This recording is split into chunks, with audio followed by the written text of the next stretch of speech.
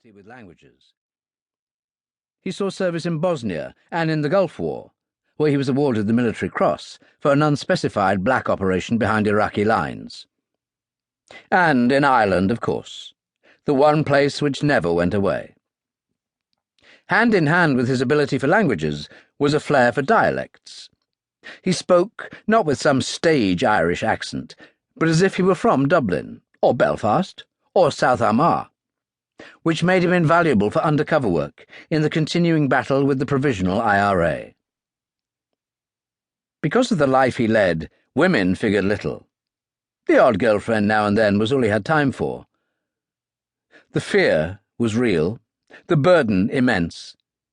But Helen bore it as a soldier's wife and mother should, until that dreadful Sunday in March 1996, when her husband answered the phone at South Audley Street, then replaced the receiver slowly and turned, his face ashen. "He's gone," he said simply. "Peter's gone." And he slumped into a chair and cried his eyes out, while she held his hand and stared blankly into space. If there was one person who understood her grief that rainy day in the churchyard of the village church of St. Mary and all the Saints at Compton Place, it was Lady Helen Lang's chauffeur, Hedley Jackson, who stood behind her and Sir Roger, immaculate in his grey uniform, as he held a large umbrella above them. He was 6'4" and originally from Harlem.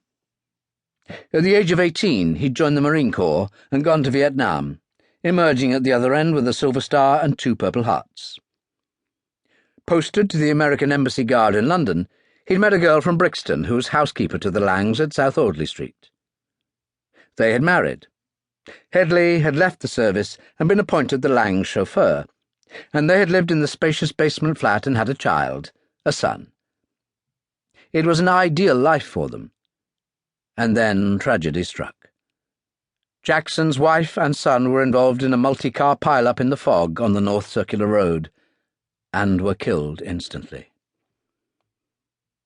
Lady Helen had held his hand at the crematorium, and when he had disappeared from South Audley Street, she had hunted him down through one bar after another in Brixton, until she found him, sodden with drink and nearly suicidal, had taken him to Compton Place, and slowly, patiently, brought him back to life. To say that he was devoted to her now was an understatement, and his heart bled for her, particularly since Sir Roger's words to her, "Peter's gone," had hidden a horrific truth. The IRA car bomb which had killed him had been of such enormous strength that not a single trace of his body remained, and standing there in the rain, all they could commemorate was his name engraved in the family mausoleum.